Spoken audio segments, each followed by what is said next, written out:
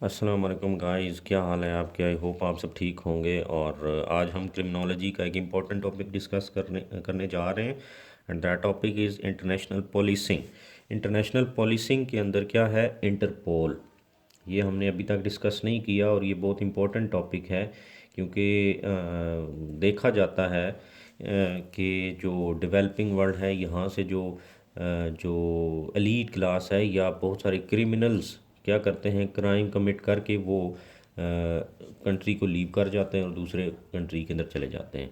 तो अब क्योंकि ये इंटरपोल जो है ये सिर्फ जो इस तरह के क्राइम है, मतलब मर्डर और ये बाकी चीज़ें, इनको नहीं सिर्फ देखता बल्कि फाइनेंशियल क्राइम्स और इस तरीके की चीज़ें भी ये इसकी प्रायोरिटी लिस्ट के अंदर आती हैं। तो इसलिए ये बहुत ज़्यादा इम्पोर्टेंट हो जाता है।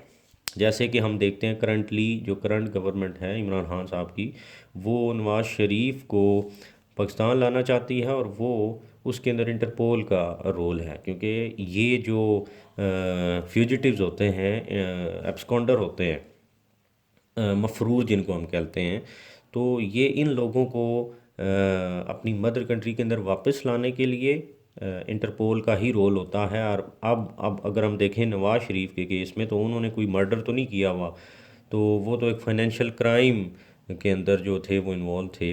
तो इसलिए फिर भी इंटरपोल ही उसके अंदर इन्वॉल्व है क्योंकि इंटरपोल की ही प्रायोरिटी लिस्ट के अंदर फाइनेंशियल क्राइम्स भी आते हैं। तो अगर कोई क्रिमिनल फाइनेंशियल क्राइम करके एक कंट्री से दूसरे कंट्री के अंदर भाग जाता है तो उसको वापस लाने के लिए भी इंटरपोल ही अपना रोल प्ले करेगी। तो इस तरीके से ये बहुत ज़्यादा इंपॉर्टेंट है। सबसे पहले हम इसका इंट्रोडक्शन देखते हैं कि Interpol was created in 1923। Basically जो आइडिया ओरिजिनेट हुआ था वो 1914 के अंदर हुआ था, इंटरनेशनल क्रिमिनल पुलिस कांग्रेस के अंदर। तो उसके बाद ये क्रिएट की गई 1923 के अंदर। तो इंटरपोल है क्या, basically international criminal police commission है एक, कि है तो पुलिस कमीशन ही ना, लेकिन आप इसको याद रखेंगे कि इंटरनेशनल लेवल पे है। तो और फिर क्रिमिनल्स को हम पकड़ते हैं या ये क्रिमिनल्स को पकड़ने में मदद देती है, तो इंटरनेशनल क्रिमिनल पुलिस कमीशन है एक, इंटरनेशनल पुलिसिंग। और फिर इसका क्या काम है, क्रॉस बॉर्डर पुलिस कोऑपरेशन होती है टू कम्बैट क्राइम्स। जो क्राइम्स हैं उनको कम्बैट करने के लिए, उनको ख़त्म करने के लिए क्रॉस बॉर्डर पुलिस कम्युनिकेशन है। एक मुल्क की पुलिस दूसरी के साथ कम्युनिकेट करती है, मदद करती है, डाटा शेयर करती है, जैसे भी करती है। तो वो क्रॉस बॉर्डर आ गया। उसके बाद जनरल सेक्रेटेरिएट जो है इसका वो फ्रांस में है और इसके 7 रीजनल ऑफिसेज हैं डिफरेंट कंट्रीज़ के अंदर जिस तरह के अर्जेंटीना है, थाईलैंड है, कीनिया, जिम्बाब्वे, इस तरह 7 जो कंट्रीज़ हैं उनके अंदर इसके 7 रीजनल ऑफिसेज हैं। जबकि जनरल सेक्रेटेरिएट जो है वो फ्रांस के अंदर है। और एक रिप्रेजेंटेटिव ऑफिस जो है वो न्यूयॉर्क अमेरिका के अंदर है, रिप्रेजेंटेटिव ऑफिस जो है इसका। Each member country has national central bureau. Her member country का एक एनसीबी उसने बनाया। फॉर एग्जांपल पाकिस्तान है, इसी तरह दुबई है या इंग्लैंड है।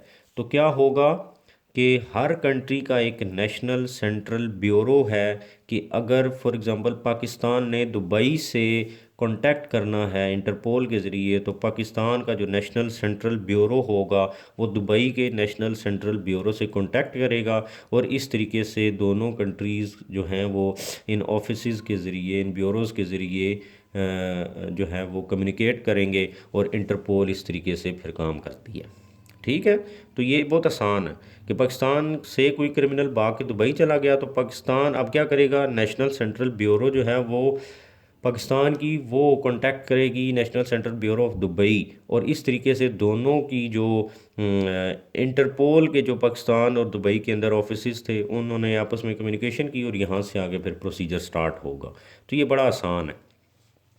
अब ये तो था शॉर्ट इंट्रोडक्शन। अब हम इसके कोर फंक्शंस देख लेते हैं कि वो कोर फंक्शंस क्या हैं जो कि इंटरपोल जो है वो रोल प्ले करती है या फंक्शंस करती है। तो number 1, secure global police communication service. वही फंक्शन सबसे पहला कि ग्लोबल पुलिस की कम्युनिकेशन सर्विस होती है, उसको सिक्योर तरीके के साथ कम्युनिकेशन कराना इंटरपोल का काम है। अब कैसे, enables police in all its member countries to request submit and access vital data. अब होता ये है कि जो इंटरपोल है वो मैनेज करती है ग्लोबल पुलिस कम्युनिकेशन सिस्टम को।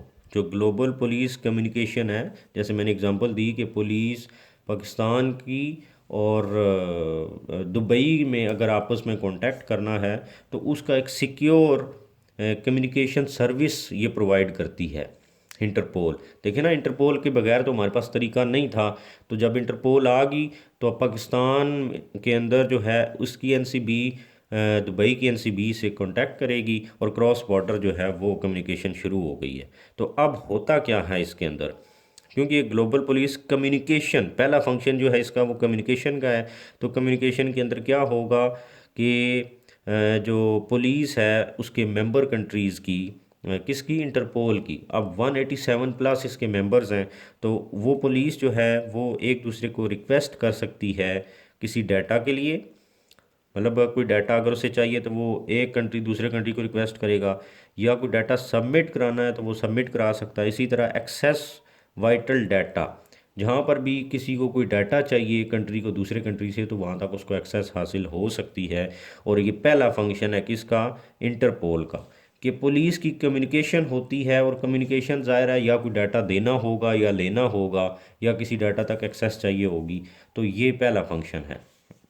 नंबर टू, मतलब अब वो डाटा क्या हो सकता है कि कोई क्रिमिनल किसी पाकिस्तान की एनसीबी के पास कोई लिस्ट है क्रिमिनल्स की, तो इंडिया अगर चाहता है या दुबई चाहता है कि वो लिस्ट उसको प्रोवाइड की जाए या उस तक एक्सेस दी जाए, तो वो इस तरीके से इंटरपोल के ज़रिए जो पहला फंक्शन है कम्युनिकेशन का वो होगी। Number two, operational data services and data basis for police. अब इसमें क्या है, ये तो कम्युनिकेशन थी, अब ऑपरेशनल डाटा आ गया कि बेसिकली क्या होगा, अब जब फिज़िकली काम होगा, कोई क्रिमिनल है उसको डिटेन करना है, तो अब वो किस तरीके से दूसरा जो रोल है उसका वो क्या है। तो ऑपरेशनल डाटा सर्विसेज, एक तो data services and data basis for police. Police जो होती है, इंटरपोल जो है वो मैनेज करती है, क्या है, Interpol manages a range of data basis with information on names and photographs of criminals. Criminals की तस्वीरें और नेम्स, यहाँ तक जो है वो नेम्स विद फोटोग्राफ जो है वो इंटरपोल के डाटाबेसेस के अंदर मौजूद होते हैं। ठीक है, पाकिस्तान से अगर कोई भाग के दुबई चला गया क्रिमिनल किसी बंदे को मर्डर करके, तो पाकिस्तान ने उसको डाटा शेयर किया हुआ है कि ये बंदा है और उसकी ये तस्वीर है। तो डाटा बेसिस बनाए हुए हैं इंटरपोल ने, उसके अंदर वो मैनेज कर रहा होता है उस सारे डाटा को। क्रिमिनल्स, अब वो वांटेड क्रिमिनल है, वो कोई फिंगरप्रिंट्स उसके वहाँ पर हो सकते हैं उस डाटाबेस के अंदर, डीएनए प्रोफाइल उसकी बनाई जा सकती है, कोई लॉस्ट डॉक्यूमेंट्स हैं अगर किसी के, तो वो मतलब इस तरीके की हर तरह की चीज़ जो है वो उन डाटाबेसेस के अंदर इंटरपोल मैनेज करती है। तो अब होता क्या है, इंटरपोल फिर डेसिमिनेट करती है critical crime related data through it's system of international notice. अब होता क्या है कि इंटरनेशनली जब दो कंट्रीज़ आपस में कम्युनिकेट करते हैं तो डिफरेंट नोटिस जारी किए जाते हैं। अब ये नोटिस 7 टाइप्स हैं इन नोटिस की, कि पहला नोटिस गया, दूसरा गया, तीसरा गया। तो हर नोटिस का एक अलग फंक्शन होगा कि ये नोटिस आया तो अब आगे से इसका ये जवाब होना चाहिए। पाकिस्तान ने ये नोटिस दुबई को भेजा तो उसका आगे से ये रिप्लाई आना चाहिए। तो इसी तरीके से जो सबसे क्रिटिकल एक नोटिस है दैट इज़ रेड नोटिस। अब वो रेड नोटिस क्या करता है, रेड नोटिस उस वक्त होता है जब रिक्वेस्ट करता है एक कंट्री किसी दूसरे कंट्री को कि we want this individual to detain, तो कि हम इस इंडिविजुअल को डिटेन करना चाहते हैं, अरेस्ट करना चाहते हैं, ये जो बंदा है फलां बंदा जो है जो डाटाबेस के अंदर मौजूद है, हाँ we want to detain him और हर। तो ये रेड नोटिस जो है इसका ये फंक्शन। तो इस तरीके से वो कहता है कि जब ऑपरेशनल काम होता है ना, तो वो फिर डाटा बेसिस मैनेज हो रहे होते हैं, और उन डाटा बेसिस में से जब अगर कोई वांटेड क्रिमिनल एक कंट्री दूसरे कंट्री के अंदर चला गया और एक कंट्री दूसरे कंट्री को कहता है कि हमें ये काम करके दो, तो वो नोटिस भेजता है। ये नोटिस गया, पहला नोटिस, दूसरा, तीसरा, चौथा, तो हर नोटिस के लिए का एक डिफरेंट रिप्लाई होता है। तो जो रेड नोटिस है वो जब किसी बंदे को डिटेन करवाना होता है तो फिर रेड नोटिस भेजा जाता है। तो ये operational data services and data basis. तो इसके अंदर आप याद रख लें, पहला है कि पुलिस आपस में कम्युनिकेशन करती है, डाटा शेयर करती है।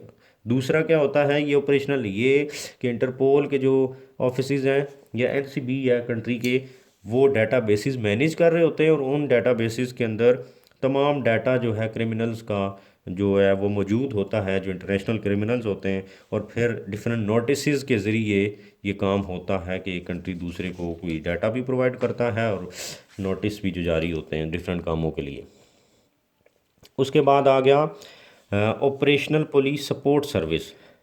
अब इसमें क्या है कि एक कंट्री की पुलिस दूसरे कंट्री की पुलिस को सपोर्ट करती है ऑपरेशनल चीज़ों के अंदर। अब क्या है, इंटरपोल है 6 प्रायोरिटी क्राइम एरियाज़। इंटरपोल के डिफरेंट फंक्शंस हैं और उसमें से कुछ 6 जो प्रायोरिटी क्राइम एरियाज़ उसने अलग कर लिए हैं, प्रायोरिटी के अंदर रखे हैं कि इनके अंदर अगर कोई क्रिमिनल इन्वॉल्व होगा तो हम सबसे पहले इनको देखेंगे। अब क्या है, करप्शन, जैसे मैंने बात की अभी नवाज शरीफ के अगेंस्ट जो है जो केसेस हैं कि वो करप्शन करके भागें।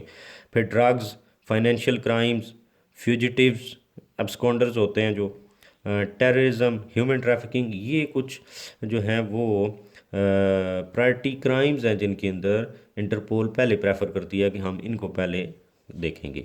अब होता क्या है कि 24 आवर कोऑर्डिनेशन सेंटर बनाए हुए होते हैं कि पाकिस्तान का जो एनसीबी है इसी तरह वो दुबई से अगर चाहता है तो 24 आवर सर्विस प्रोवाइड होगी, क्योंकि एक मुल्क के अंदर अगर कोई क्राइसिस है किसी की वजह से तो वो दूसरे को सपोर्ट करता है। तो ये क्या होता है, पुलिस सपोर्ट करती है 24 आवर सर्विस प्रोवाइड करके। नंबर 4, पुलिस ट्रेनिंग एंड डेवलपमेंट। अब पुलिस ट्रेनिंग एंड डेवलपमेंट क्या है कि enhance the capacity of member countries. Interpol चाहती है कि जो मेंबर कंट्रीज़ हैं वो क्या करें, उनकी पुलिस को जो उनकी वहाँ पर लोग हैं एनसीबी के अंदर उनको ट्रेन किया जा सके, वो प्रोफेशनल पुलिस का रोल प्ले करें, और जब उनकी ज़रूरत पड़े तो वो अपना प्रॉपर फंक्शन जो है वो कर सकें।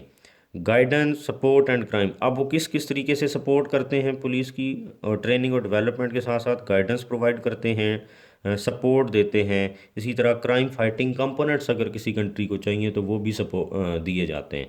तो ये इस तरीके से इंटरनेशनल पुलिसिंग के अंदर जो इंटरपोल है वो फंक्शंस अपने रोल्स प्ले करती है।